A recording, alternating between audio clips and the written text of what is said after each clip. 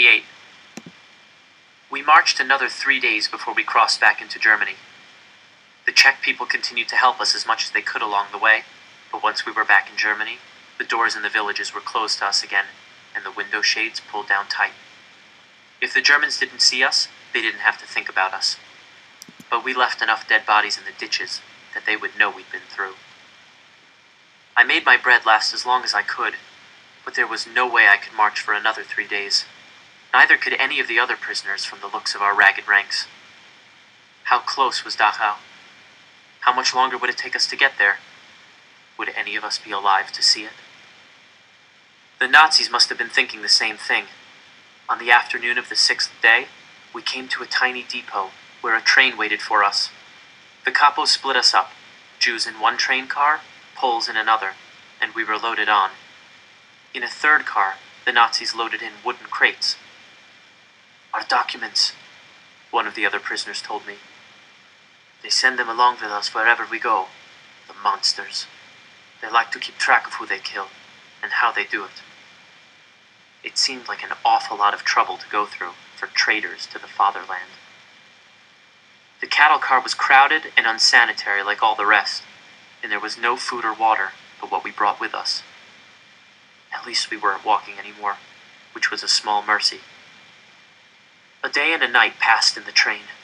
I drifted in and out of sleep, swaying on my aching feet, but was awakened by the sound of an explosion. Kaboom! It was close enough to rattle the car. Planes droned overhead. Russian? American? British? I had no idea, but they were dropping bombs all around us. Boom! Boom! Kaboom! The last of them hit so close we were all thrown forward. The train's brakes screeched as it slammed to a halt, and we all struggled to look out through the slats and see what had happened. Soon, word came to us from the Polish car behind us. The last car on the train had been hit with a bomb. No one had been hurt, but the car that held all our documents was destroyed. Ha! Someone laughed humorlessly. How will the Hitlerites know who they're killing now? Easy, someone else said. They'll know because they put all the Jews in this car and all the Poles in that car. When we get to Dachau, they'll just gas us and put the others to work. He was probably right. They didn't know our names anymore, but we still had our Jewish stars on our uniforms, ragged and torn though they were, and we were all in the Jewish car. As long as they kept us together, they could herd us all right into the gas chambers. Which gave me an idea. I found the Jewish star on my jacket. It was dirty and falling apart. Remembering my work sewing uniforms, I bit at the seams that still held it on my jacket until I could rip it off. "They'll kill you for that," a man next to me said, watching me. "They'll kill him for wearing it too," another man said. I didn't listen. I had a plan. The place where the star had been sewn on was cleaner and newer looking than anywhere else on the jacket, and you could still see the outline of the star. That would give me away for sure. I slipped my jacket off and put it on the floor, rubbing it around with my foot. When I picked it back up, it was filthy all over, including the place where the star had been. Good. Now at least I would look the part. When the train finally stopped outside Dachau, we were taken out of the cattle cars. As the Jews and Poles got off beside one another, I slipped from one group to the other. If the Nazis had lost our records, they wouldn't know I was a Jew unless I was standing with the Jews. One of the Poles saw me change sides, and he frowned at me.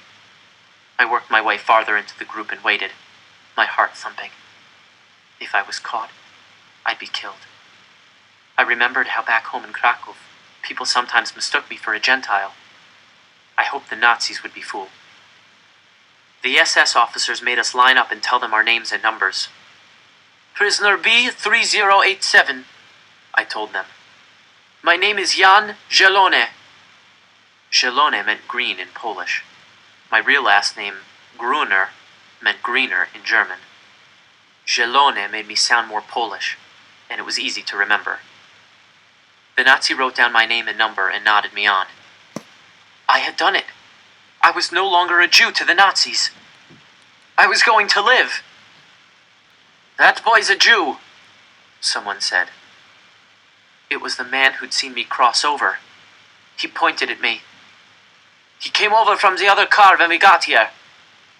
The blood drained from my face. A capo grabbed me and raised his club to hit me. "Wait!"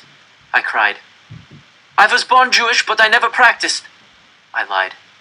"I never went to synagogue. All my friends were Poles, Christian Poles. I went to church with them. I'm not a Jew." "If you were born a Jew, you're a Jew," the SS officer said. He marked through my name on his sheet. "Put him with the others, where he belongs." The capo shoved me along to the group of watching Jews. None of them had said a word, not even the men who'd seen me take off my Star of David. When the capo had pushed me back among my people, I turned to look at the Pole who had ratted me out. He kept his eyes on the ground and wouldn't look at me. Why had he done it? What difference did it make? It's not like I would have eaten food he could have eaten or slept on a bed he could have slept on. I was nothing to him, nor him to me. And yet he had told on me when there was nothing to be gained by it. He had told on me for no other reason than that I was a Jew. The Nazis took our names and numbers and made new documents for us to replace the ones that had been destroyed before they marched us into Dachau. They would need them so they could keep track of how they killed us all.